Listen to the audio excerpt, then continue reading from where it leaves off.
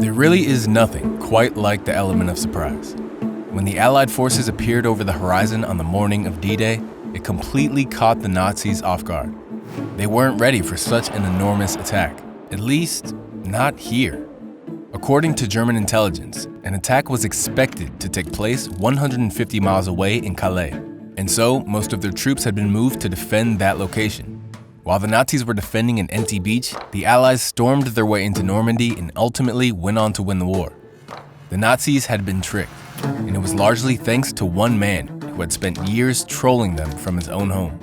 By feeding them correct but useless information, it led them down rabbit holes, slowed them down, and ultimately tricked them into losing the war. This man had no spying experience, and yet with sheer charisma and imagination, he managed to win the trust of Hitler, whilst simultaneously becoming Britain's best spy. Before the outbreak of World War II, Spain was having its own civil war between the Republicans and the Nationalists. No one despised the war more than Juan Pujol Garcia, a chicken farmer from Barcelona. His farm was taken by the government, his mother and sister were kidnapped, and he himself was forced to fight. He hated the extremism of both sides, so when World War II came along, he was determined to do something to stop the Nazis. He went to the British embassy in Madrid and offered to start spying on the Germans. But the Brits were suspicious and turned him down. And so Pujol had to come up with a different tactic.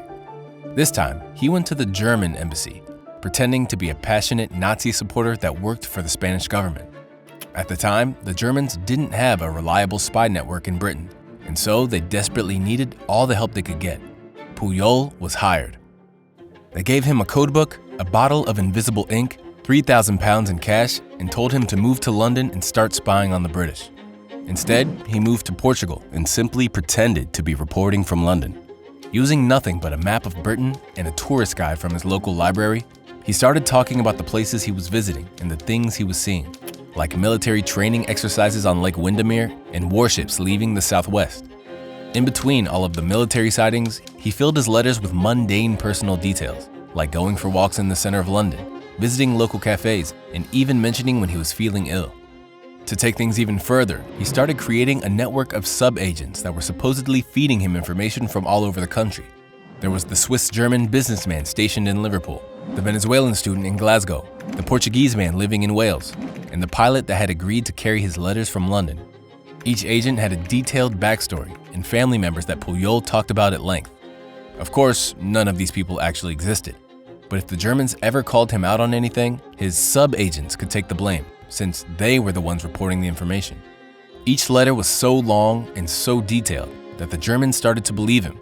They even started sending $500 a month to pay for his network of agents. That's $11,000 in today's money. But this was only the beginning. So far, the Germans were impressed with Pujol's work, so they started asking more specific information. That's when things took an interesting turn. In his third letter, Pujol sent this report back to the Germans. A convoy of 18 ships left the port of Liverpool on the 28th of March. They were headed for the island of Malta. Although Pujol made the whole thing up, by sheer coincidence, a fleet of warships had actually left Liverpool around the same time. But before his letter ever reached the Germans, it was intercepted by Britain's intelligence agency, MI5, sending them into panic mode. A full-scale manhunt was launched to try to track down this mysterious network of spies, but unsurprisingly, they found nothing. It wasn't until they really started reading through Pujol's letters that they saw something odd. According to one of Pujol's agents, people in Glasgow will do anything for a liter of wine. This sentence gave it all away. A liter of wine? This really didn't reflect the typical Scottish drinking habits, and Britain never used the metric system. The Brits then learned that the Germans had actually wasted time and resources trying to hunt down Pujol's fake convoy of ships heading to Malta. It became clear that whoever was writing these letters, they were feeding the Nazis false information to confuse them, and it was working. MI5 were so impressed that they tracked down Pujol and decided to turn him into a real British spy. And in April 1942, Pujol moved to London for real and was given the codename Garbo. Now, with access to real military information, he was about to take his trolling to the next level. The Allies were planning to launch a surprise attack on the north coast of Africa, where Nazi forces were gaining power. And so, over the next few months, Garbo started dropping very specific hints, suggesting that an attack was instead being planned for Norway. One of his agents saw military mountaineering drills taking place and Canadian troops gathering in the east of Scotland. Another agent heard rumors of Russian troops advancing westward. Without ever mentioning Norway, he gradually painted the picture that it was the likely target, drawing the attention away from Africa. Hitler himself was particularly worried about this attack and ended up moving hundreds of thousands of troops to protect the Norwegian borders. Garbo's next move was a stroke of genius. With the African invasion set to take place on the 8th of November, Garbo wrote another letter to the Germans, this time detailing exactly how the Allies were going to carry out the attack. He dated the letter the 1st of November, but purposely held onto it for another week. The letter arrived in the hands of the Germans on the 9th, but it was too late. The day before, the Allied forces invaded the North African coast with over 100,000 men. The letter had all the correct details of the invasion, but it was simply too late to be of any use. The Germans, however, were amazed by Garbo's work and replied, "We are sorry it arrived too late, but your last report was magnificent." Over the next several months, Garbo continued adding more members to his network, bringing the total to 27 spies. Of course, all of these agents had to be paid, and by the end of 1943, the Germans were sending Garbo over $100,000 a month to fund his network. They were so pleased with the information that he was providing that they stopped hiring new spies in Britain. With the network now in full swing, it was time for Garbo's masterpiece, D-Day. Managing this whole operation was incredibly difficult, and it would have been a lot easier if he had Odoo, today's sponsor. Odoo is an all-in-one management software that gives entrepreneurs the tools to simplify the day-to-day management of their business. With Odoo, all of your apps are brought together in a centralized platform, so you don't have to deal with external software that doesn't work. All the apps just work together seamlessly. As your business grows, you can easily add more apps when you need them. Odoo allows you to streamline workflows, freeing you from repetitive administrative duties like signing documents or doing taxes. To make things even easier, Odoo automatically adapts to your country's local tax laws, so you can comply with local requirements with ease. Odoo's interface is super intuitive and gives you a great overview so you can keep track of your successful business as it grows. Join the 15 million people already using Odoo using the link in the description. The first Odoo application is free for life. After that, you can easily add more apps when you need them and have access to all applications at an affordable subscription. The D-Day landings in Normandy were set to be the largest invasion ever carried out by sea, with more than 2 million soldiers from over 12 different nations, all arriving in over 100,000 vehicles. Pulling this off without the Germans suspecting a thing would be an enormous challenge, but Britain had the best man for the job. To avoid the information from arriving late like last time, the Germans told Garbo to start sending his messages via encrypted Morse code instead of letters. Garbo would first write his message in Spanish and break up the message into clusters of 5 characters. Then, consulting a code table, he would change each letter to jumble up the message. An operator would then start typing out the jumbled message into Morse code, which would be transmitted over radio to the Germans. With the ability to now send even more information, Garbo began sowing the seeds of doubt that would make D-Day an enormous success. One of Garbo's agents who worked in the London Underground claimed that the tunnels were being extended towards the southeast and that ammunition was being moved down the tunnels. Another agent saw assault barges gathering at the port of Dover and convoys of Canadian troops arriving in Southampton. Garbo himself began inventing an entire army of US soldiers and reported large numbers of them gathering in the southeast. All of this activity pointed towards a massive attack on Calais, the closest point to England.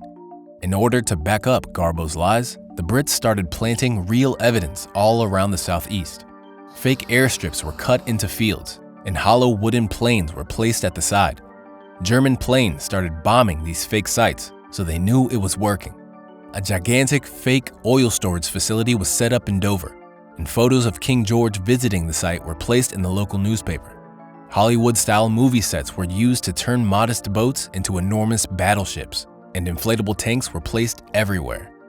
They had built up an entire army of fake soldiers, vehicles, and supplies that completely distracted the Germans from the real preparation that was going on for Normandy. The goal was to convince the Germans that even when the Normandy attacks began, the real and much larger attack would happen later in Calais. Amazingly, the British intercepted a conversation between Hitler and a Japanese ambassador, where Hitler mentioned that the first attack was going to be a decoy and that they were really preparing for the second attack elsewhere. By this point, it was clear that Garbo's messages were now landing directly on Hitler's desk, and he was believing everything. Whenever Garbo told them about movement in the southeast, the Nazis would move the pin on their map. They made the crucial decision to move hundreds of thousands of troops to defend Calais. That was hundreds of thousands of troops that wouldn't be in Normandy. June 5th, one day before D-Day. Although the German radio operators usually signed off at 11:30, Garbo insisted that tonight they should listen out for a message at 3 a.m. Big news was expected from one of his sub-agents. At 3 a.m., Garbo reported that vomit bags and rations had been handed out to soldiers. This could only mean one thing: the attack was about to happen. But hours went by and no response was received. The Germans had gone to sleep. The Allies rocked up to Normandy at 6:30, completely undercover, outnumbering the Germans by more than 3-1.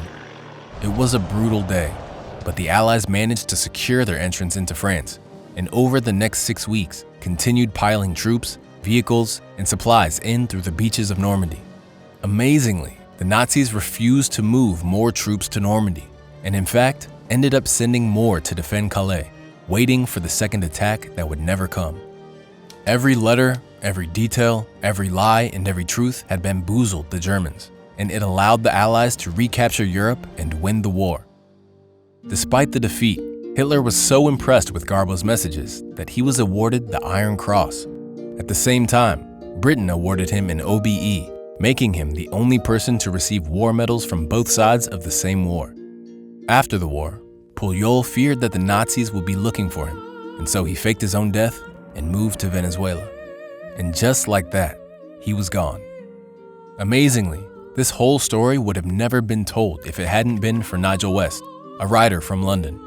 He was determined to track Garbo down, and so he got hold of a Barcelona phone directory and called every Juan Garcia in the area. As you can imagine, there were many. Eventually, one of Garbo's nephews picked up the phone and helped him make contact with Garbo. 40 years had gone by, but after a lot of convincing, Garbo eventually agreed to come over to Europe, where he visited Normandy and realized just how many lives he had saved. Jo no volia lluitar amb les armes, però les armes són contràries a meu. Jo vaig fer la guerra i tinc l'orgull de dir que no vaig disparar un sol tiro. És que baix la meva consciència no hi ha cap mort. Thanks for watching, and I'll see you in the next video.